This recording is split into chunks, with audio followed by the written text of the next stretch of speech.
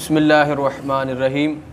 आज हम इस वीडियो के अंदर वज़ू करने का मुकम्मल तरीका सीखेंगे। सबसे पहले वज़ू करने से पहले हम हर काम से पहले बिस्मिल्लाह पढ़ना ये मुस्तहब अमल है। इस तरह हम वज़ू से पहले भी बिस्मिल्लाह पढ़ेंगे, ये सुन्नत मुबारका है। फिर उसके बाद हम 3 मरतबा हाथ धोएंगे।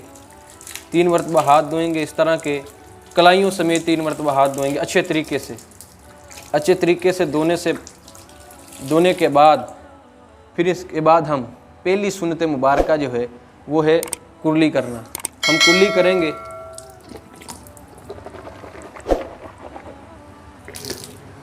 कुर्ली को अगर मसवाक हो तो हम कर लेंगे, अगर मसवाक ना हो तो शहादत वाली उंगली से ये मुंह के अंदर फेरेंगे, दांतों के ऊपर इस तरह से।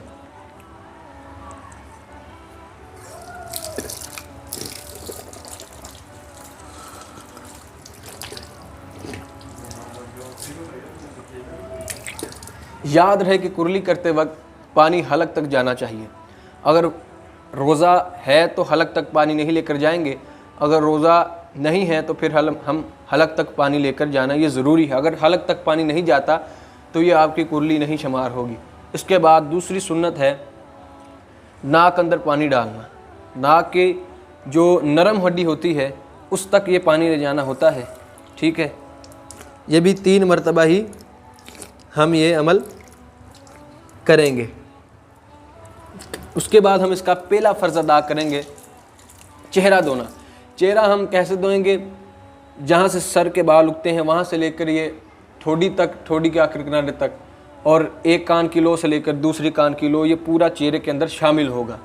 चेहरा भी 3 मरतबा धोएंगे। एहतियात रहे कि कोई भी बाल इसके अंदर सूखा ना रह जाए। अगर दाढ़ी है तो उसका खलाल करेंगे।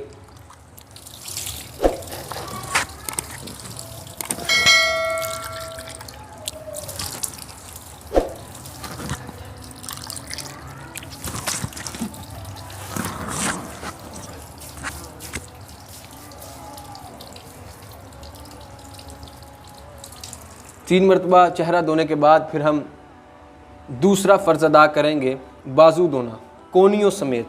याद रहे कि बहुत से जो हमारे लोग हैं वो ये चीज़ वाली को भूल जाते हैं और जल्दी में वज़ू करते हुए इस चीज़ को भूल जाते हैं, जिसकी वजह से उनका वज़ू नहीं होता।